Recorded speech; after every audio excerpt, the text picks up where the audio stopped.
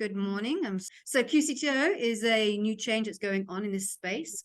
I'm not sure how aware people are in the room about what's up and coming, but those of you that have got experience have been working with learnerships, legacy qualifications, all those unit standard-based qualifications we're moving over. And that's basically what today is about.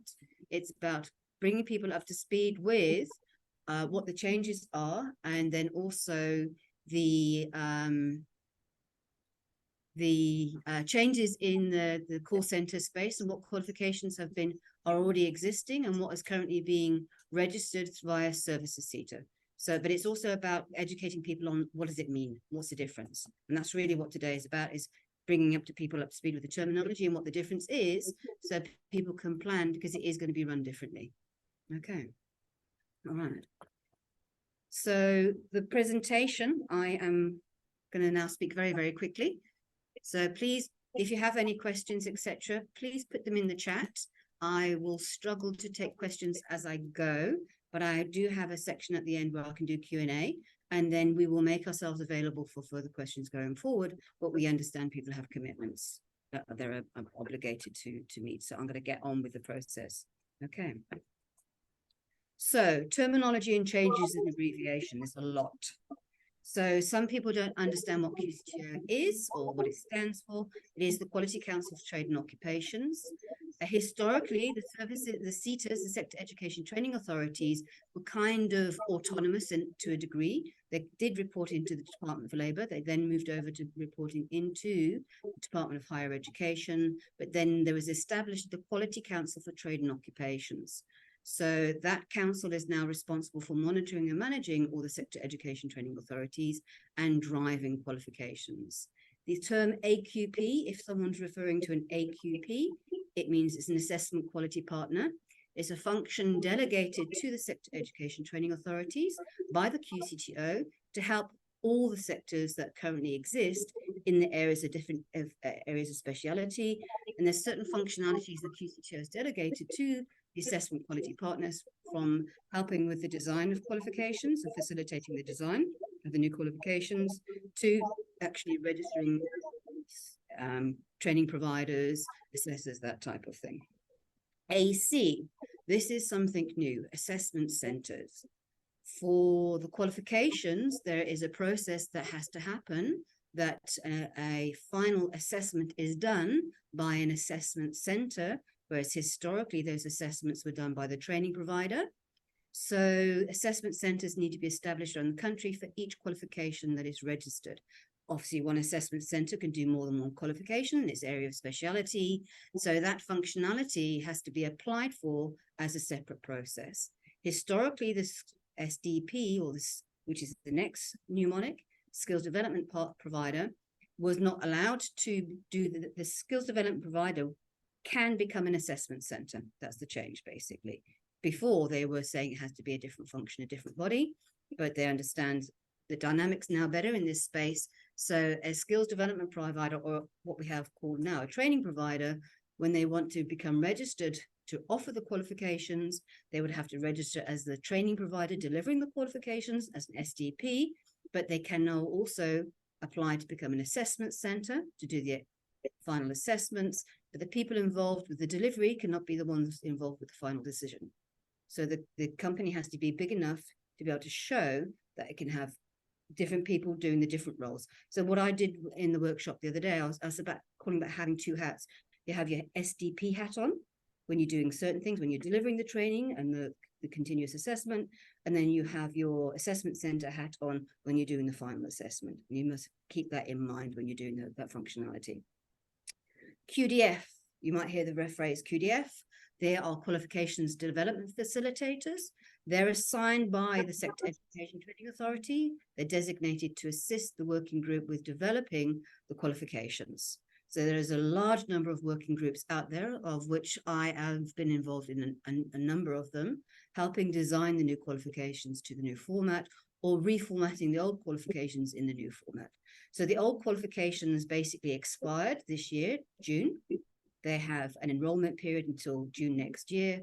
Then after that, it's just a teach out period. So anyone who's accredited for the old qualifications You can enroll this year until June next year, but after that, you cannot enroll anymore. They fall away. And that's something that a lot of providers are only just becoming fully aware of. And is about creating qualifications to replace that process. Those QDFs, or qualification development facilitators, get subject matter experts from industry in the room and design what industry say is required within the qualifications going forward. So I've been involved with the debt collection qualification. I've been lightly involved with the call center qualification. I've been heavily involved with the debt collection supervisor qualification and career path there. I've also been involved with gaming qualifications, hospitality qualifications, etc. Helping design the new format. SMEs is a new term in a way, but it's an old term, not surprising. So an SME is someone who wants to be a facilitator, an assessor, or a moderator, but they have to then apply and prove that they are an SME in the field that they are now assessing or moderating or facilitating. So that's a transition. Before, facilitators didn't need to be registered. Now they do. The other thing is, we have a problem out there that you have some people that are registered to actually assess 30 odd qualifications. You can't be a subject matter expert in 30 qualifications. So it's a case of you need to look at the external assessment criteria of the qualification. There's 3 documents that come with the qualification. There's the curriculum, the ASA document, which is the assessment criteria, and then the actual qualification that gets registered with SAQA.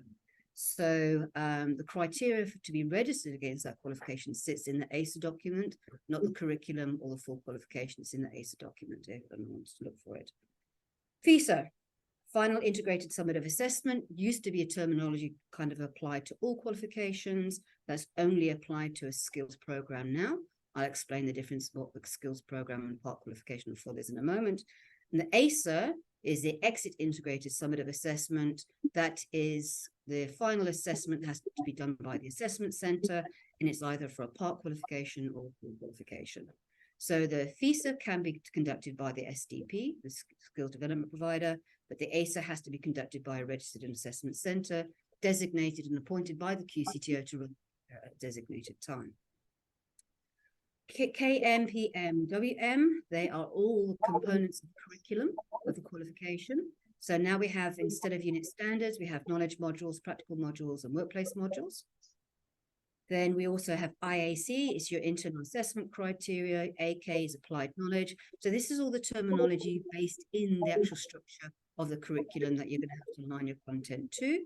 WE is the workplace experience, SC is supporting evidence. So that's all terminology embedded in the curriculum that you'll need to become familiar with if you want to do content alignment. Okay. FLCs, foundational learning certificates.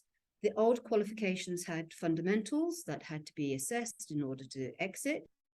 They have been removed and placed in a FLC, a foundational learning certificate. So if a learner does not have a matric certificate, they might need to do an FLC in order to go for the ASA. Now you know why I'm starting with the terminology, because I'm using it a lot. But it's something that when I first started hearing it, it blew my mind, having all this terminology. But the more we practice it, and we're going to make this information available to you as a definition. So if I've gone through it a bit quickly, don't worry, we're going to give it to you. All right. Okay. So that's some of the terminology I'm going to be using as I go through. If there's something you want explained further, please make a note. And when we go into the Q&A, I'll expand on it further for you. But hopefully by the end of the session, some of the things I'm going to expand on will address any queries you might have now about the terminology. All right. Okay. So changes to the format and the process. So qualifications need to change format. The opportunity to drive strategy and expand product range is here for many people and organizations. You need to be able to understand the role of the QCTO in relation to the CETAs, because it is an overseeing body, and the importance of making sure you meet the QCTO requirements, not just the CETA requirements, is there. Understanding the difference between the old format and the new format is going to be very important for the survival of businesses, because if you don't transition after June next year, you cannot enroll new learners. It's a reality. Finished in plug. So the transition is very important. So that's what I mean by understanding the implications of the changes. So all legacy qualifications will not be renewed. They're not going to be renewed. People are thinking they're going to be renewed. we've been doing this for 10 years. And I've been in a meeting where QCTO have turned around and said, but you've had 10 years to move over. We've got to call it a day. So that's what's happened. As of June 24, learners cannot be enrolled. As of June 27, if they've not been taught out or finished that qualification, they can no longer complete it. So they're being very generous. They said they're expiring this year. They've expired. So you cannot expand now or register against the old legacy unit qualifications or unit standards, but you can enroll your learners if you're currently accredited. So we've got a year where you can't extend. The only thing you can apply for are the new qualifications now. So they're forcing people to transition over. And then if you haven't got your learners enrolled by June next year, that's it. You can't enroll any more learners. So you do have the opportunity to enroll now up until that period. If you've got learners you need to put through the system. But after June next year, if you don't have a new QCTO qualification, you will not be able to enroll anyone. So it's about making sure you transition over. And that's why I've been asked to share this, because some people out there are not aware of how strict these deadlines are. Okay. So old legacy qualifications. Some of you are aware of it. We had core unit standards, fundamental unit standards, and elective unit standards. These were, all these unit standards were registered as part of a full qualification, but they were mini qualifications by themselves. They existed as an entity by themselves. And what happened was you could take some of these core unit standards or elective unit standards and run it as a short course at your discretion.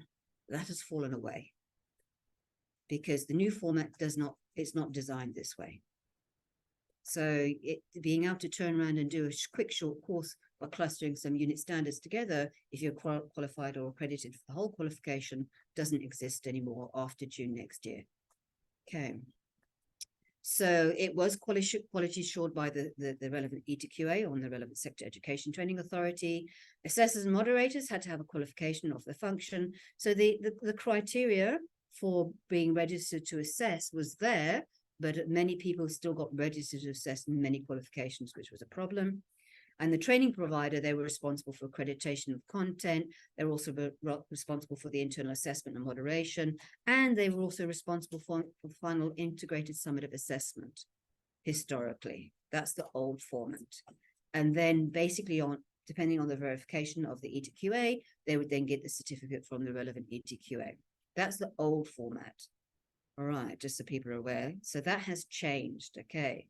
So we were able to put things together. If the learner didn't exit with a full qualification, they could exit with a part. And the unit standards were recognized in other qualifications. That has all fallen away because they're not the way the new qualification is structured. We have knowledge modules, practical modules, and workplace modules. They are not separate entities. They exist because they exist in the qualification. They are credit bearing. The way they're designed, they will have credits for the knowledge modules, you have credits for the practical modules, you have credits for the workplace modules. You will run the training and you'll do continuous assessment against them as you go. And if you find your learner is able and is competent against all of these, the learner will get a statement of achievement. All right. Once that statement of achievement is achieved, you can then apply for the learner to go for the exit integrated summative assessment.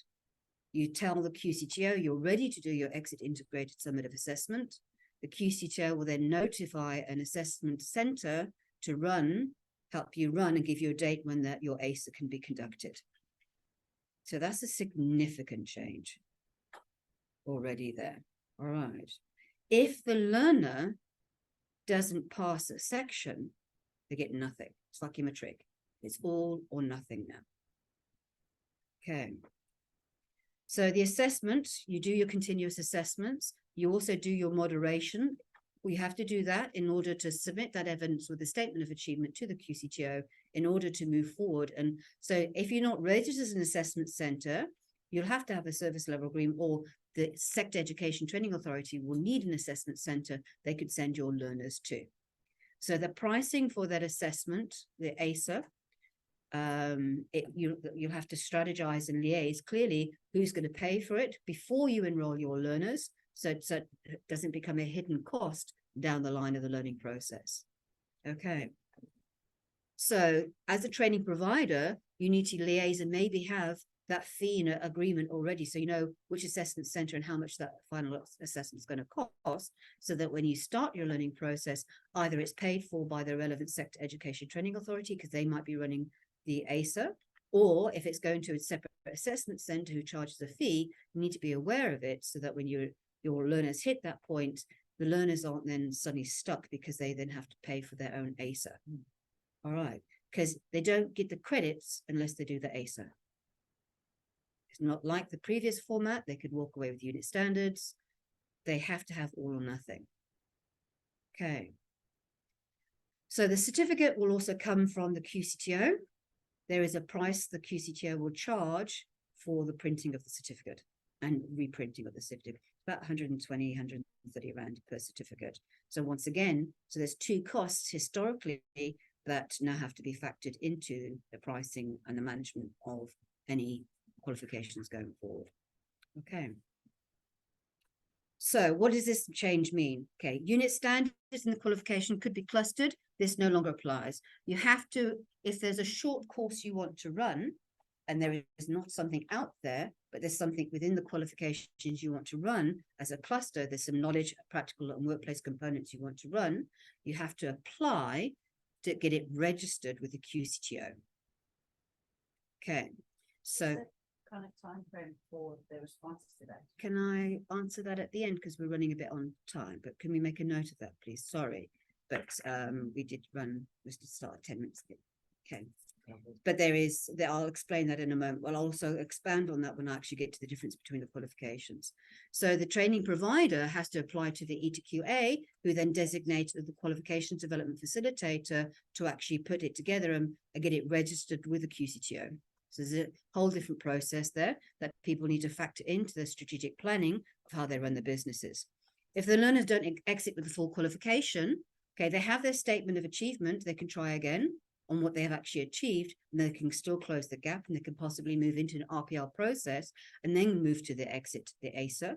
But it's they don't automatically get, there's a bit of a process there. So it's not credit bearing, they've just got a statement of achievement, what they still need to do. The unit standards could be recognized in other qualifications. At this point in time, the transition or the transfer of the knowledge modules from one qualification to another, that process is not established because we're not being encouraged when we design the qualifications to use knowledge modules or practical modules from other qualifications. They're all being uniquely designed and uniquely numbered to that qualification. All right. Also, the big thing is the qualifications being designed are being designed against an OFO code. So it's being designed for a job. So a lot of organizations are accredited to run generic management. There's not an OFO code called generic management, but there is an OFO code for contact center manager. So the skills that were in the generic management historically are now embedded in the contact center management qualification, plus the speciality being a contact center manager. So generic courses that used to be conducted we're struggling to get them registered as qualifications or part qualifications because there's not an OFO code it would link to. Okay. That's a big one for industry. Training providers could complete all the assessments, all right?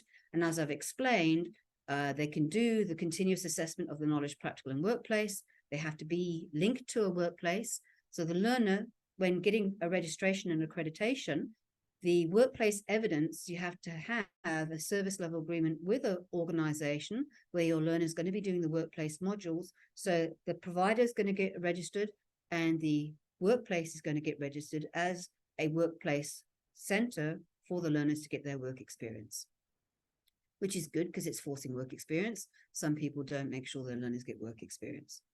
Okay. So terminology no longer in use.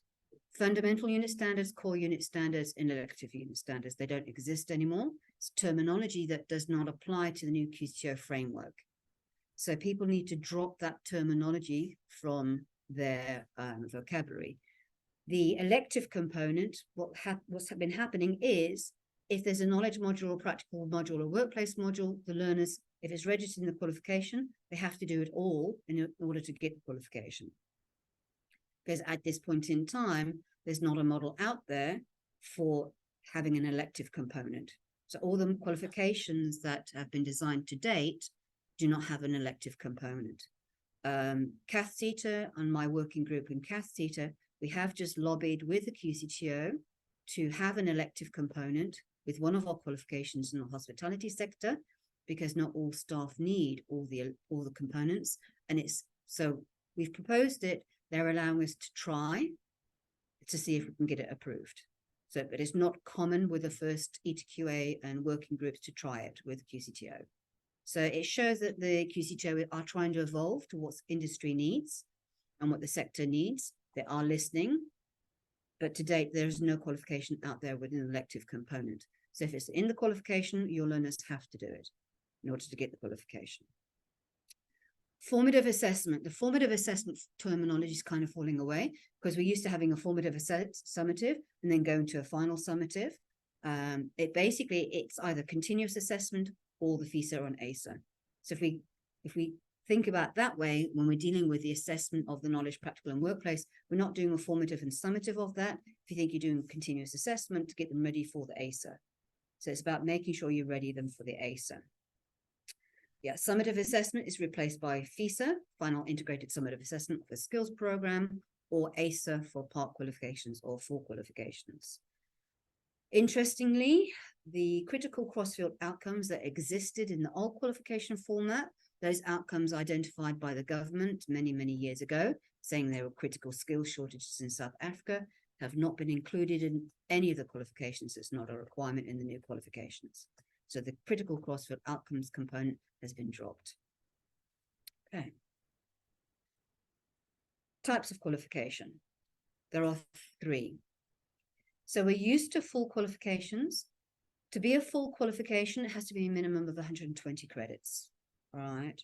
It will be registered with the QCTO. Once approved by the QCTO, it will be forwarded to SAQA for approval.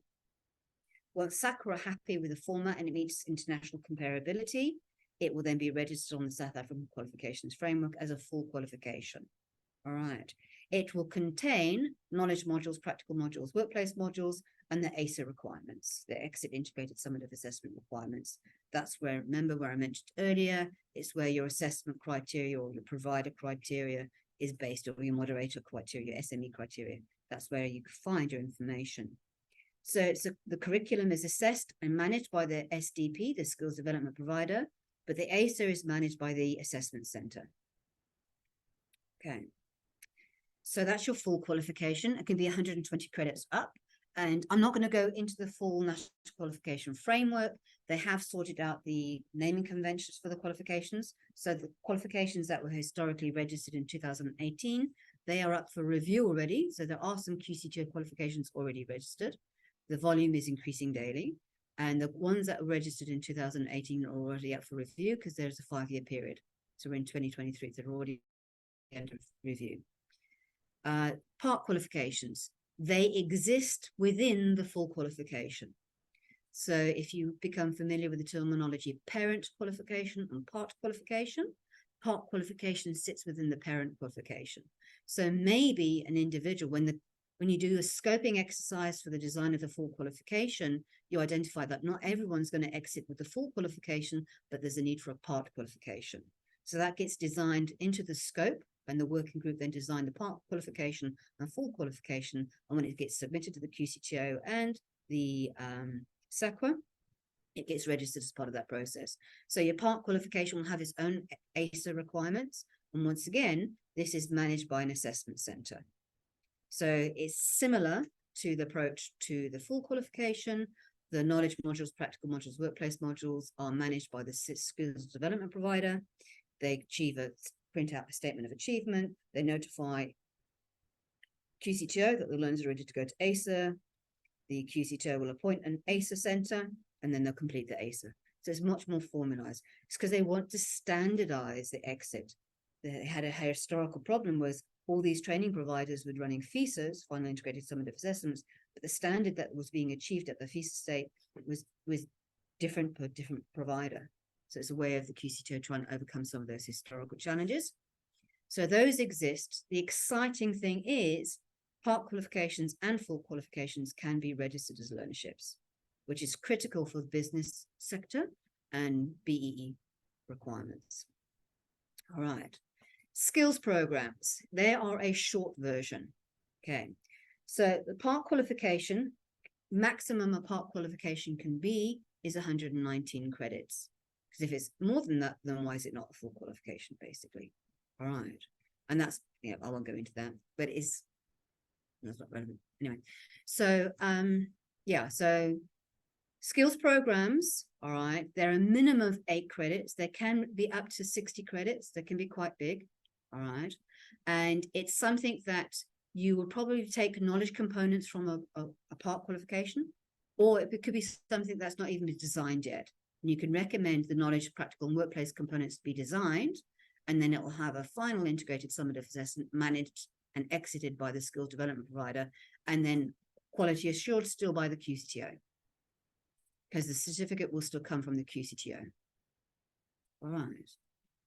So that's the new process. Skills programs, the difference between a part qualification and full qualifications, skills programs do not get registered with SAQA. They sit only with the QCTO, but they are credit bearing. So it means a learner can do a number of skills programs and move into a part qualification, or even into start studying a full qualification, because those credits, once issued, will go with them to the next level. Okay. All right. So getting into the actual contact center. So currently there is one qualification that is already registered with SAQA, and there is 2 that's been developed and put forward to the QCTO to be registered. So one of the ones that has been finalized and is now sitting with the QCTO for registration and review, it's called Contact Center Agent. So the next one is your Contact Center Supervisor, and then the one that exists on the system is your Contact Center Manager. So the agent replaces the old level 3 contact center qualification, because you're really targeting individuals that have completed matric to work in your contact centers. So the skills level that you're looking for is matric and above. So historically, the level 3 was incorrectly labeled as a level 4. So it's now been assigned as a level 4. It is 120 credits. And within this qualification, it is made up of 3-part qualifications. So you could either just be a debt collector, or you could be a sales agent, or you could be a contact center customer service agent and just do those part qualifications. Or if you're in an organization, or you have a working agreement with an organization that the learner is able to do all of the areas like debt collection, sales, and contact center customer side, the learner could study the full qualification and exit with the full qualification. So either the full qualification or the part qualifications can be registered as learnerships. Okay. So, perhaps if I go forward, not backwards. The supervisor, contact center supervisor, replaces your old level 4 contact center operation qualification. I'll show you the link in a moment.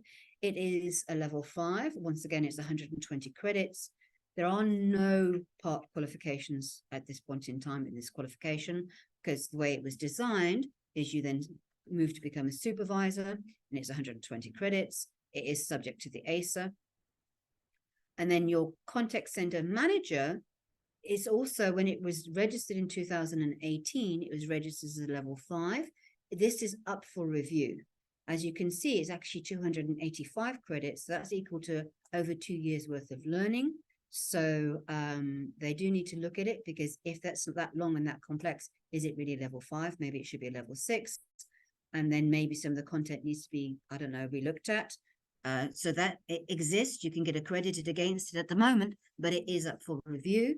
And if it's just a simple change of level and a review, if there's no changes, it will just be renewed. If there are changes required, then it will go a QDP,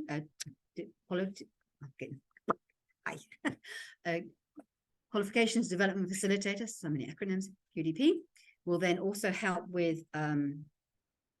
be assigned to actually help with the review. A working group will be put together of subject matter experts saying, okay, this qualification's been out there for 5 years. How much has it been used? How useful it is? Is it working? What needs to stay? What needs to change? And if it goes for that to the working group, it's going to take a bit more longer for it to get re-registered.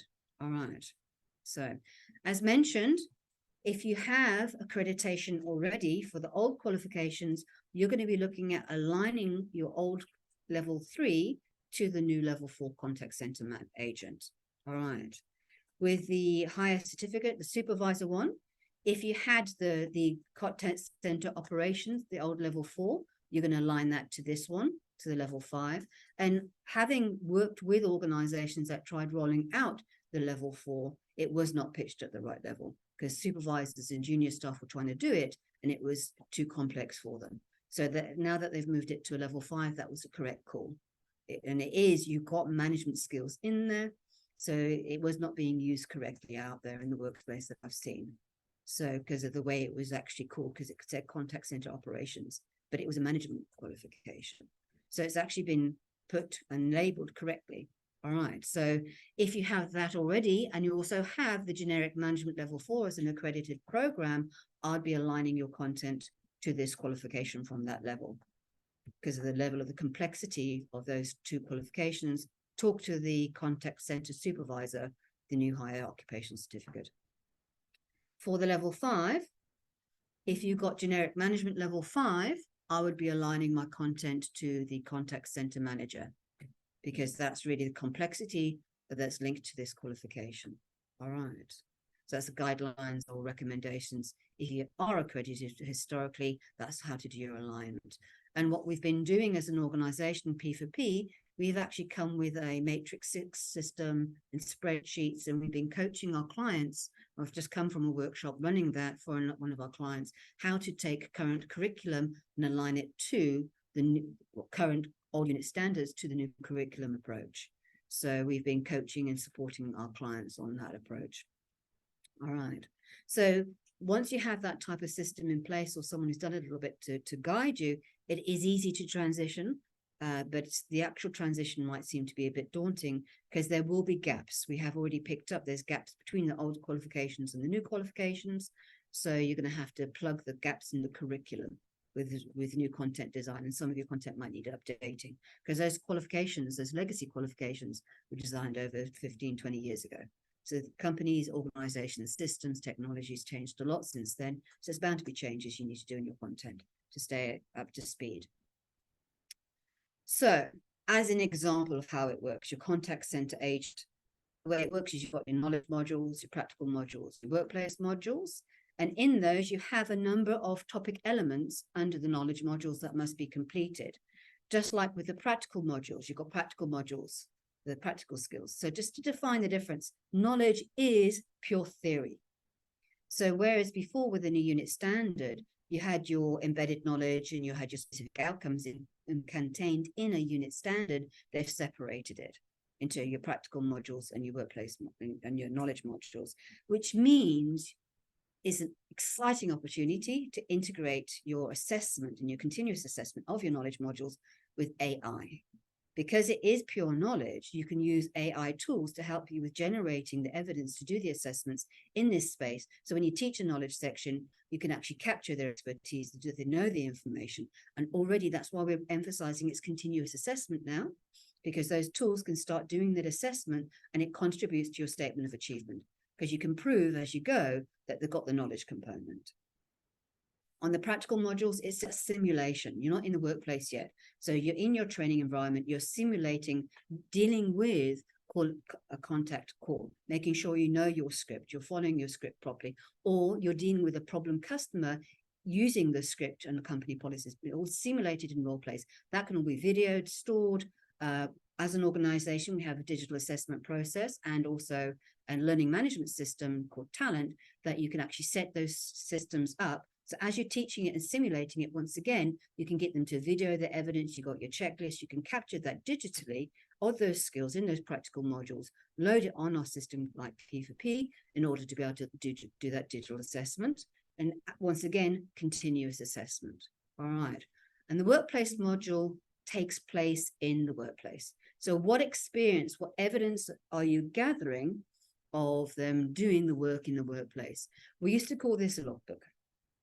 So the type of supporting evidence the learner is going to provide, it's from the workplace, it's evidence from a supervisor in the workplace or a designated subject matter expert who's assisting the workplace to compile and sign off.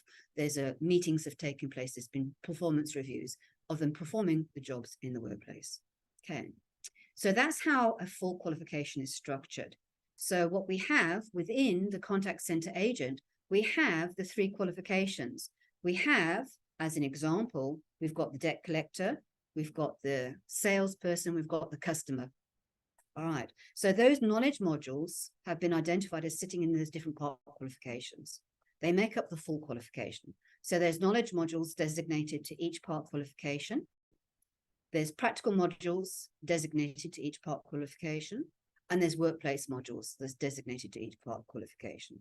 So if the learner is doing the full qualification, they have to do all of those modules, provide evidence on all of it.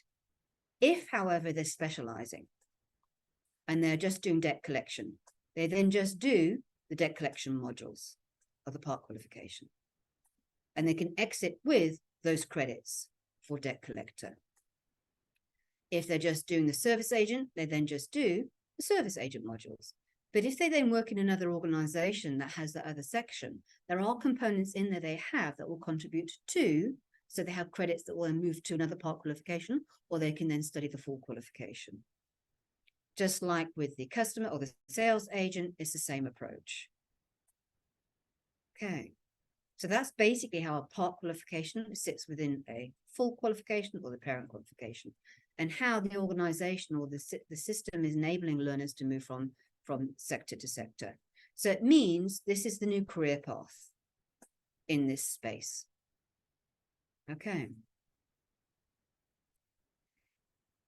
The work we've done on the debt collection side, okay, we have trainee debt collectors. So in the debt collection space, it is a bit of a different working environment from a normal call center, because collecting debt is a difficult job to do. So what we've proposed is that the industry actually needs a skills program for trainee debt collectors, a short, concise program targeting the first month of entry into this space to get them prepared to work in the environment, to give them the resilience required to work in this environment, and help them understand what it means to work in a very target-driven organization. So that skills program is the entry point into debt collection within the new QCTO framework. If they're successful and they get into the workplace, they can then start studying the part qualification from the call center qualification for debt collectors. All right. So basically that part qualification it's not a full year, but it's about 8-9 months. So you've already had a month's worth of experience and 8-9 months worth of working towards a part qualification. So it is targeting an understanding of what it is to work in a call center space. So those that are successful can then also then move on to be a team leader.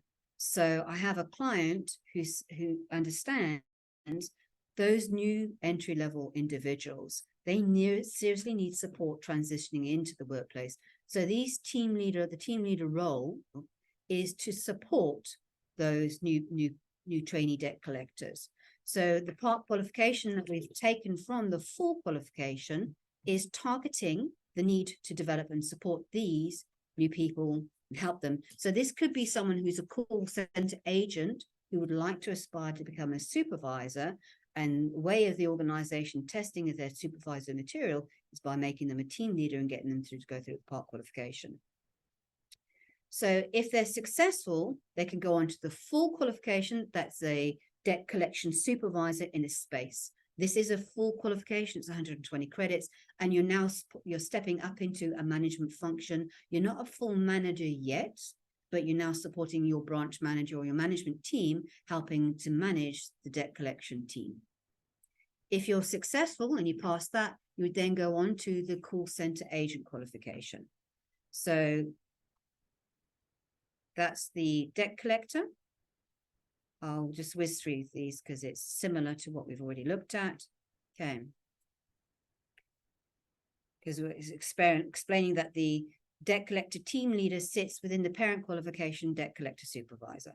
All right, so it'd be modules taken from the debt collection supervisor that makes up the team leader part qualification. Okay. So that would be then the team leader. Similar approach that we spoke about earlier with the part qualifications for the call center agent. It works the same way for the debt collector supervisor. Okay. So this is the career path. So you've got your trainee debt collector, your debt collector call center agent, your team leader, your debt collector supervisor, and then the main qualification from the call center industry sits there. So this is the career path now for the debt collection space. So it's made up of one skills program, three part qualifications. The debt collection supervisor is a full qualification. I'll correct this slide before I send it out. So it says part qualification here, that's my error. And the contact center manager is also a full qualification. So it's a skills program, 2 part qualifications, and full qualifications to get up into management within the new space. Okay. So I have spoken very quickly. I'm not sure of my time. Okay, it's 10 o'clock. So we've actually got plenty of time to then handle questions. So you had some questions going through. Yeah, so there's a few questions here. The first one is, what is the time frame to register a short course against an existing skills program? Okay. What happened? Well, the time frame, the time frame for if it already exists, the skills program already exists. Basically, what you'd need to do, it's going to take you, depends if you're already registered as a QCTO provider. If you're already registered as a QCTO provider, like historically, the process would be quicker. But if it's the first time, you have to go through the full process of showing, like you did with your accreditation with an ETQA, that you meet the QCTO requirements, that you've got your assessors and moderators that are registered to assess and moderate the qualifications, that you've got your training sites registered, that you've got your workplace sites registered when you submit your curriculum against the qualification for accreditation. So you're going to be registering as a training provider and against the qualification at the same time. So the length of time depends on how much of that you've got sorted. So the QCTO are saying they are trying to turn those accreditation processes around within 2 to 3 months. All right. But they are finding that people, when they don't meet the criteria required, when they start the processes, but we were in a workshop the other day, and they're saying, when you start the process, get everything ready before you start enrolling. Because that way you've got your occupational health and safety certificate, all the requirements in place before you start submitting. If you don't have that all in place when you start submitting, it's going to delay your process. So it's about doing the research and making sure in your organization you have all the requirements before you submit. So it can be quick or it can be long, depending on how structured and organized your organization is. Cool. I hope that answers the question. Well, we'll find out. Next question. Do you have to print a certificate from QCTO, or can they be digital? The QCTO will provide that certificate. You won't be printing it. So the question is in relation to, do I have to buy it from them, or, Yes. or they just email it to me? They don't have to print it. You'll be buying it from them. Whether they send it digitally, I doubt it. They're probably going to still, because QCTO is a higher education institution. They are still a bit paper-based. They're struggling with the new approach to a degree. They are trying to become more innovative. I do not think they will send you a digital. They might send you a PDF copy, but they're open to fraud. They will want to send you, like the whole ETQAs used to do, they send you a certificate that prevents it being duplicated, try and prevent fraud. So there'll be things like there'll be holograms in there. There'll be certain things in there to try and prevent the duplication of the certificate, because it's an official qualification. So providers will not have that leeway going forward. You can provide us, you'll be able to print a statement of achievement, as in P4P. When our learners are completed, our system automatically generates a statement of achievement, proving the competence of what they've covered. That statement of achievement the learner has, they can download it, and also something would then be forwarded as evidence for the ASA. That is at the ambit. So if you don't use a system like P4P, you could do your own statement of achievement, but obviously we have it all automated. So once your assessments are done, the system automatically prints a statement of achievement for this process. But yeah, it's a case of, but that's not a statement of competence. It's just a statement of achievement. That you've studied this, the provider said you're competent, but you don't have the credits or the qualification yet. Okay. Perfect. Next question. If the skills program is not registered with SACRA, where are the credits stored? With the QCTO. And is that on the NLRD? They will be registering the learners, because when you register your learners for your skills program, they're going to be registered with QCTO. That's the first point. All learners are going to be registered with QCTO, so they're going to be registered on NLRD, so the credits will sit there. Okay. Bernadette asked, could you please clarify whether facilitators on QCTO part or full qualifications should have formally recognized qualifications? Right. Yes, it's actually specified within each qualification. Like the old approach, if you're assessing a level 4 qualification, you have to have qualifications at level 5, but you also have to have work experience. So as an example, in the call center, if I wanted to register to assess the supervisory qualification, I would have to show, embarrassingly, my first job in a call center called SOS, so showing I've got call center experience. I'd also, on my CV, I'd also show I've got management experience at a level above level 4, so that I can, well, it's level 5 now, so I'd have to show level 6 competencies as a manager, but also experience, not just as a manager in a call center, but a manager in other areas, but expertise in a call center and a qualification, either a management qualification or a call center qualification at level 5 to assess, facilitate, moderate, or support a level 4. It's going to be a big Yes. challenge in contact center industry. Yep. Where most trainers would not be. We're already experiencing that, and what we're saying to people, if you have historically a generic management qualification at level 5 or level 6, they're accepting that, and then your evidence of your work experience. Because remember, if you're a trainer and you've been training a supervisor in the call center, you've been training the supervisor the skills and demonstrating the skills to the supervisor for the past 5 years. So you have the work experience. And that's why people will think, oh, I'm a call center trainer, but you've been training the skills as a call center for the past 5 years. So you do have the work experience, but it's the way you write your CV. You must make sure that you've got the skills that you're, and it'll help if you've got actual work experience, because they want actual work experience as well. Again, the qualification element of that thing. It's the old qualifications. They're accepting the old qualifications because they don't fall away. They exist.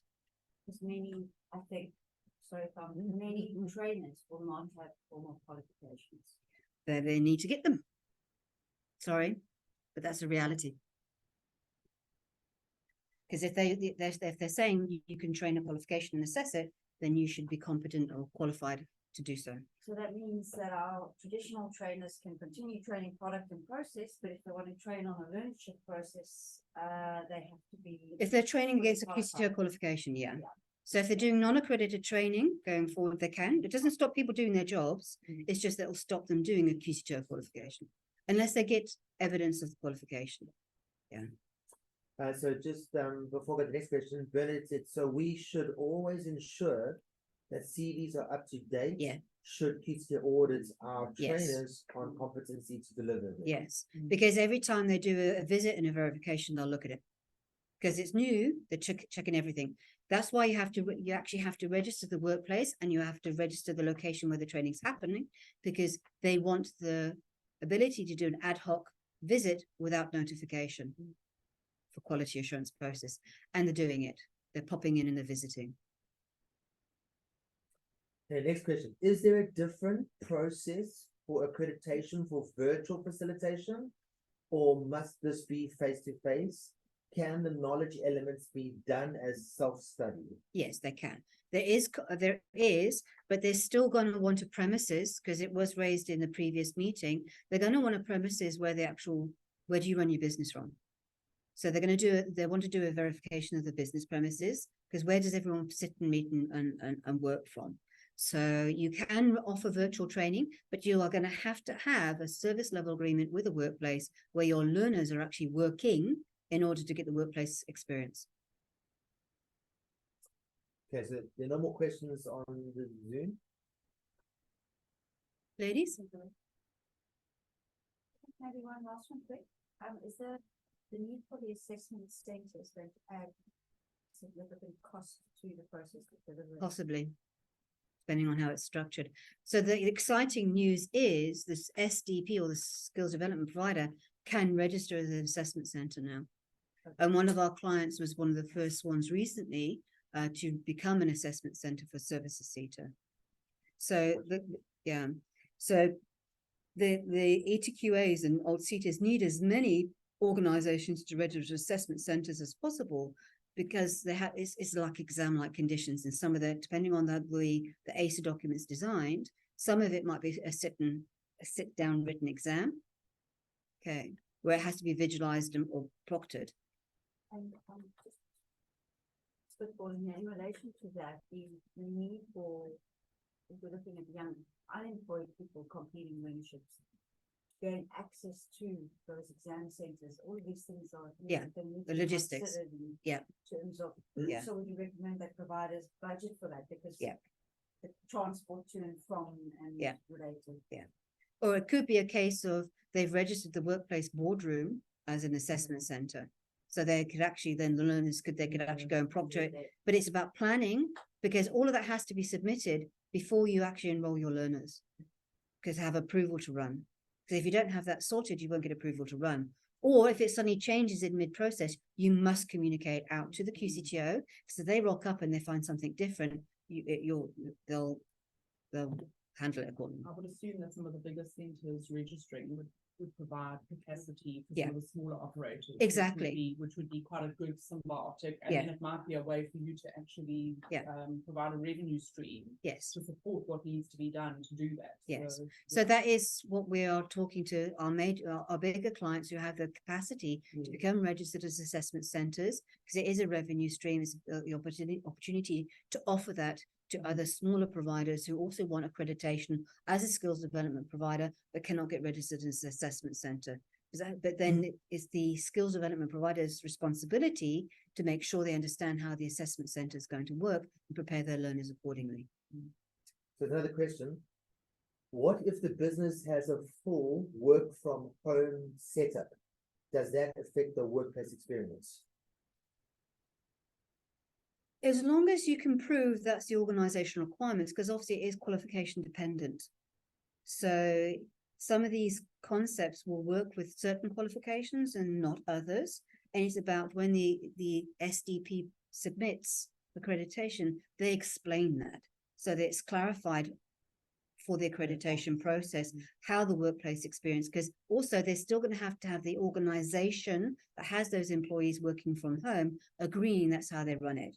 So that's because if you as a SDP do not have a workplace yet, you can submit an affidavit saying, I'm going to get a strategic alliance partner to assist with this, but the QCTO will not allow you to enroll learners until you have evidence of having a workplace where they get the work experience. So if that's the work experience in that organization, the organization has to provide testimony that it's how it's done. And you do that on accreditation before enrolling any learners.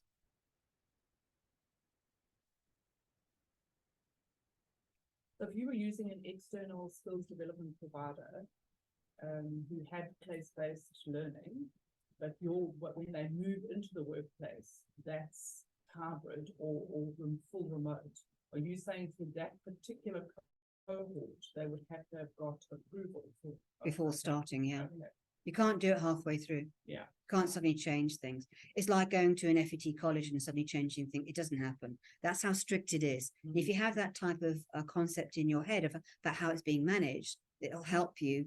In a way, it's making it even more professional, because it stops this last minute, oh, we're now using this place and not that. You know what I mean? That happens. The other thing is the stricture is on the workplace as well. The workplace needs to be aware they can't just give you 2 weeks notice and do training, because you have to apply to the QCTO to approval to do the training before you can run it. Because you have to say this is the venue we're using and this is the workplace experience, because it can differ once you're accredited, it might differ per group because you have different clients, so you have to specify it for each group. And that's something that is about getting out there and educating the work environment, because a lot of providers aren't aware of this. We've also experienced some ETQAs are struggling with these concepts as well, so that's how new it is. So there's a lot of workplaces that are oblivious. So it's about setting up a communication strategy. And that's why we decided we need to start doing this to help certain sectors that we have a working relationship with to help them start communicating this out. Because otherwise next year, as of July next year, if you haven't got your ducks in a row as an organization, you're not going to be able to run learnerships. It's going to affect your BEE score, that'll affect your level, it could be affecting contracts, it could be affecting revenue. So it's important to get this out as much. We've got a responsibility. Now we know what to communicate, we've got to start communicating it to everyone, because otherwise next year it's going to be a big train smash for many people. And the ability to run all these short courses, as you can see, has dropped away. So training providers who are relying on short courses, you need to get your ducks in a row and start seeing what skills programs you can offer. Otherwise, also, you're going to go out of business next year because you're not going to be able to run any short courses that are accredited. You can run unaccredited courses, but a lot of organizations want accredited because of the scores. So those are burning platforms that the industry, some think that the QCTO and the government are going to extend the qualifications. Okay, you can believe that if you want, it's your business. I wouldn't bank on it. And what's going to have to happen? What's going to happen is training is going to have to update games. You see, in a lot of the organizations, the big organizations, training's perspective is at the boardroom table just to tell you how many people I've trained. And business is the boss, and I do what business tells me. And this is shifting, because just like in operations, you have a plan, and operations run by their plans. Training is going to have to really up their game and go, guys, here is the plan, and if you don't stick to the plan, here's the risk mitigation, and you're going to have to run it. Yeah. Because training can no longer just be the side kid on that no one really wants to play with. But it can be, it just won't be credited. Yeah, well, it's a business one. I think the flip side of that is that the QCTO is going to have to start moving with speed. They're trying. They've been trying. To be Yeah. Proactive or responsive. The easy thing around being able to create a quick skills program was that you could be responsive to business's needs. Yeah, that's the kicker. But 3 years ago, skills programs didn't exist. 2-3 years ago, they didn't really exist. So the fact that they're now offering it because they've heard this is what, but also the way they were selling it is you could apply and you get it accredited with your content. But what's happened is, because of the structure of it has to be formulated to a knowledge, practical, and workplace, QDFs are getting involved.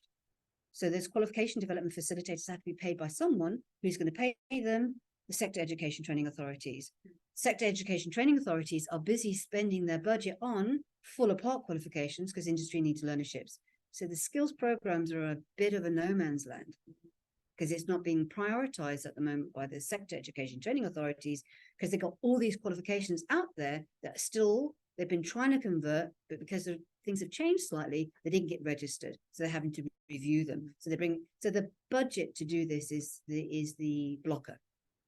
I think a key thing for some of the the bigger operators would be the development of those pathways and those learning pathways and the career pathways, and then understanding in those silos what qualifications or frameworks are going to fit so that you can start building towards that full qualification. And you've actually got to map out of that, because then that starts also to guide the professionalism for the sector.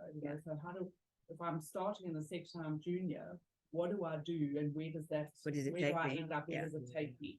It's really nice, sorry, because I was in a strategy session last week. I really liked the career path that they've come up with. And one of our key sector advisors was saying, well, let's face it, most of our young contact center agents probably start in the debt collection space. Yeah.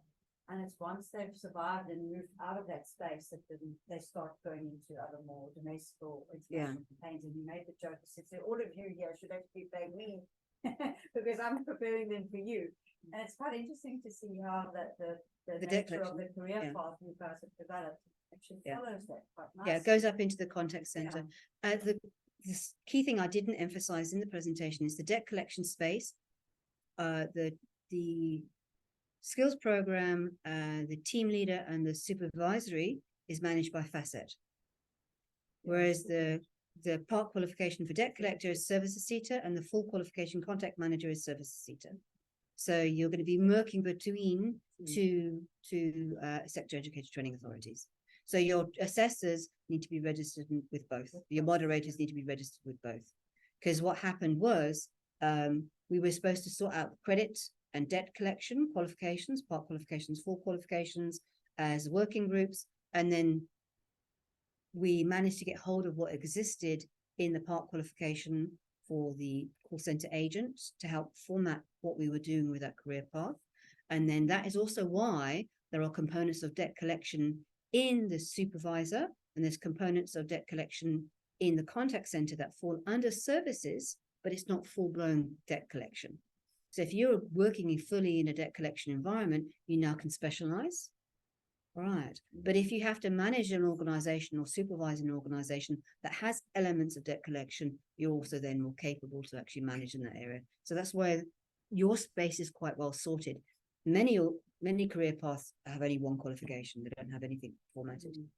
So another question, is it an opportunity for P4PSA to create kind of these career paths as a body, and then get workplaces to become workplace providers and kind of plugged in at the different parts of the career path? So if someone starts their level debt collecting with the company and they want to progress, but they can't progress within their company, they can get all the P4PSA going, but I want to go level 2, and the P4PSA then has Possibility. Is that kind of like a... It could happen if the person wanted to, yeah. But I do find many organizations are protective of their headcount, especially in debt collection, because once you got them out of that first month and you actually got them in the workplace and they're being productive, it's difficult to get productive people in debt collection, so they don't really want to share them. Yeah, that's what I'm level of churn as well, and Yeah. that's the point that you make, is that they roll out into other areas within Yeah. sales or CS. Yeah. It might attract more people into those roles if they see the career path waiting Yeah. for them once I think it's almost that accepted that they're going to come in and do well here and they'll probably move on. Yeah. But for a young person to be attracted to industry. Okay. Okay, there's no more questions on Zoom. Okay. I hope that was informative. We as an organization are available as subject matter experts Right. to consult. Sorry. So another question. Do the grants and WSP still remain the same process? It will, to a degree, obviously against the new qualifications. So that's also why the skills programs are exciting, because CETAs such as CAS-CETA, they actually provide discretionary grant towards skills programs, whereas they didn't do it just for generic short courses so much. So if it goes into workplace skills plans as a critical skill shortage, that this certain work skills program is required to plug that gap, it enables the relevant ETQA or the CETA to then apply the discretionary funding against the national requirements. So it can help with the funding. So the funding model for learnerships, etc., will be the similar model, whether it's a part qualification or full qualification. And then there'll be a discretionary grant approach, hopefully towards the skills programs. Cool. Another question. The facilitating being qualified to deliver, must there also be a registered assessor and a No. moderator to deliver training? No, you can just be a pure facilitator. Okay, and an assessor can just be an assessor, Yes. but a moderator must also be an assessor still. That is the historical approach, because how can you moderate unless you know to assess? So that's a core competency of moderation. The nice thing, well, they're not saying you have to have the ETDP qualification going forward, because the ETDP qualification is expired. Old unit standard outcomes-based assessment and outcomes-based moderation. There is an assessment practitioner skills program. We as an organization are already designing and aligning to it and making that, we're going to make that curriculum and assessment tools available to clients if they so wish to use it in the organization for registration. So something that we've done strategically to enable clients just to make sure, because the requirement of the subject matter expert in the organization, they're not saying they have to be assessors, because there are workplace people signing off workplace evidence. But some organizations or some ETQAs might want to say that they should be an assessment practitioner, because you're assessing evidence and really you should know about assessment.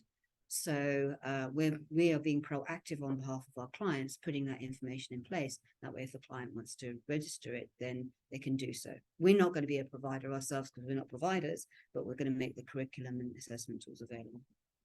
The question is, so then the assessment of knowledge component, must that be done by an assessor or can that be done digitally?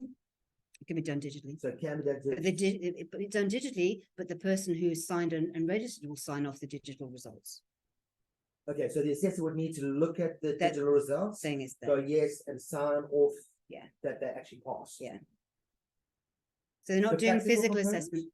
Practical. Sorry, the practical components by an assessor. Well, there's elements that can be automated, but with skills, not all of it can be automated. Okay, So you'll so- have to have a human component. Okay, so the assessor is going to look at the holistic view. So you can do your knowledge component, you can do your practical component, you do your workers components, and the assessor will take all three together in a context. Yeah. And assess within the context. Yeah. Which is okay. And then everything's signed off. Sorry, and just to clarify, the difference between the facilitator and the assessor, does the qualification that they require to have to be in that line of business? Yes. Yeah. Or experience Yes. in that line of business. Yeah. Okay, so they can't be a geologist. No. Teaching debt collection. No. Just because they've got an NQF7. Correct. Or whatever. 100%. Yeah. Yeah. They've got I to, think that's they've got to quite- prove I expertise, think work that's quite experience. an important point as well, because there are a lot of people who've got the qualification, but it might not be in that In that- field. And how long ago, Jen? So I did debt collecting when I was 22. I'm now 55. I've got double PhD. They haven't specified. Okay, all right. So I guess that'll come down to your policy, your procedure, your. And yeah, the registration process, I suppose, will have some sort of process that would qualify you. What about non-domain specific? So let's say a skills program in work readiness, which we all do. often. Won't exist because there's no FO code for work readiness. Well, there's a generic as workplace essentials, which kind of is a. OFO code. So I'm- Got to be occupation connected framework. to It's actual. registered on the QCTO.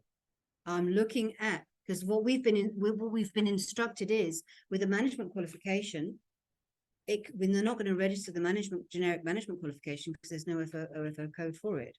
So all the skills programs, all the part qualifications, all the full qualifications need to talk to an actual job title on the OFO code.